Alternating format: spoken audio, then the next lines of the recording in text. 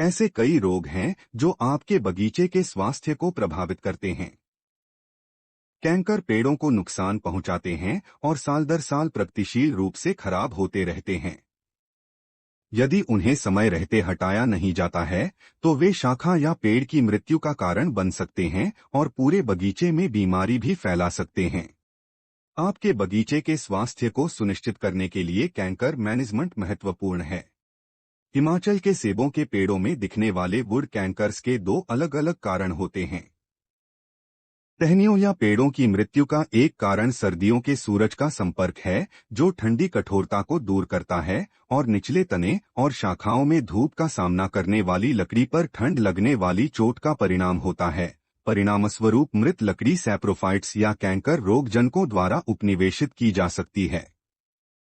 प्रकाश को मोड़ने के लिए सफेद पेंट या लाइम वॉश के उपयोग से सर्दियों की धूप की कालिमा और ठंड की क्षति को रोका जा सकता है और पेड़ के सूर्य के सामने वाले हिस्से में गर्मी के अवशोषण को भी रोका जा सकता है। रोगजनक कैंकर कई प्रकार के कवक और बैक्टीरिया के कारण होते हैं, जो आमतौर पर घावों से संक्रमित होते हैं। गुलाबी नाखून वाले सिर, यूरोपियन सिल्वर लीफ और तने का कालापन सहित कई फंगल कैंकर हैं। सेब और नाशपाती के जीवाणु कैंकरों में फफोले, छाल और अग्निशामक शामिल हैं। यह वीडियो पेड़ के कैंकरों पर केंद्रित है, जो पूरे सेब उगाने वाले मौसम में घाव के संक्रमण से जुड़े हैं। एक पेड़ अलग अलग तरीकों से जख्मी होते हैं, जैसे कि सेब तुड़ान के दौरान होने वाले निशान, शरद ऋतु में पत्ती गिरने से पत्ती के निशान और सर्दियों में सनबर्न की चोटें।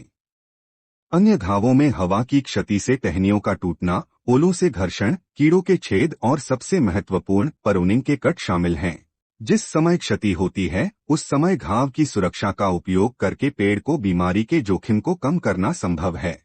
हेल नेटों के उपयोग से फल और पेड़ दोनों को नुकसान से बचाया जा सकता है और हवाओं से भी कुछ हद तक बचाया जा सकेगा।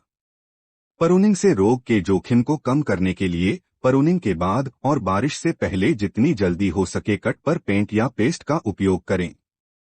घाव की सुरक्षा महत्वपूर्ण है। रोग को रोकने के लिए सबसे शक्तिशाली उपकरण बीजाणु स्रोतों और संख्या को कम करना है। एक बीजाणु इनोकुलम स्रोत के बिना कोई संक्रमण नहीं होता है, जिसका अर्थ है कोई बीमारी नहीं। इनोकुलम प्रबंधन या स्वच्छता में पेड़ों से कैंकर्स को हटाना और ऑर्चर्ड से कैंकर प्रूनिंग्स जैसे इनोकुलम स्रोत शामिल हैं। पेड़ पर कैंकरों की पहचान करने के लिए नियमित निगरानी महत्वपूर्ण है और यह पूरे साल दिन प्रतिदिन के कार्यों के दौरान होनी चाहिए। यदि आप कोई कैंकर देखते हैं और इसका तुरंत इलाज नहीं कर सकते हैं तो पेड़ और कैंकर को पेंट, टेप या रिबन से चिह्नित करें। प्रशिक्षित कर्मचारी या तो कैंकर को काटकर वापस टहनी को साफ करता है या प्रभावित शाखाओं को हटा देता है। इसके बाद घावों को छंटाई, पेंट या पेस्ट और बाग से रोगग्रस्त टहनी को हटाकर उसे संरक्षित किया जाता है। पेड़ और बगीचे से संक्रमण को दूर करने की तुलना में यह जानना कम महत्वपूर्ण है कि कैंकर किस बीमारी का कारण बन रहा है। अधिकांश कैंकर साल भर बढ़ते रहते हैं और बीजाणु पैदा करते हैं। वर्षा और कुछ रोगजनक कीट पूरे बाग में बीजाणुओं को फैला देते हैं, जिससे एक संक्रमण घटना उत्पन्न होती है। पेड़ के संक्रमण के लिए केवल कुछ ही बीजाणुओं की आवश्यकता होती है। एक बार जब कोई घाव संक्रमित हो जाता है तो बीमारी के लक्षण दिखने में हफ्तों, महीनों या वर्षों तक का समय लग सकता है। यही कारण है कि घाव की सुरक्षा और नियमित कैंकर की निगरानी और निष्कासन इतना महत्वपूर्ण है कि एक कैंकर के बाग को नियंत्रण में लाने में वर्षों लग सकते हैं।